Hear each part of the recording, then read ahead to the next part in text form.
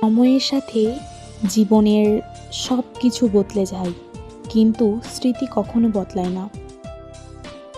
যে মানুষটা সবসময় সবাইকে ভালো থাকার পরামর্শ দেয়, সেই মানুষটাই কখনো কখনো নিজেকে ভালো রাখার পথ খুঁজে পায় না। মানুষ চাইলেই যদি সব কিছু পেয়ে যেত, তাহলে অপেক্ষার কোনো মূল্য থাকতো না। মানুষ চাইলেই যদি সব কিছু ভুলে যেতে পারত, তাহলে স্মৃতির কোনো মূল্য থাকতো না। যদি তোমার মনে হয় তুমি সব হারিয়ে ফেলেছ, তাহলে মনে রেখো, গাছেরাও তাদের পাতা হারায় প্রতি বছর, তবুও দাঁড়িয়ে থাকে আগামীর শুভ দিনের প্রতীক্ষায়।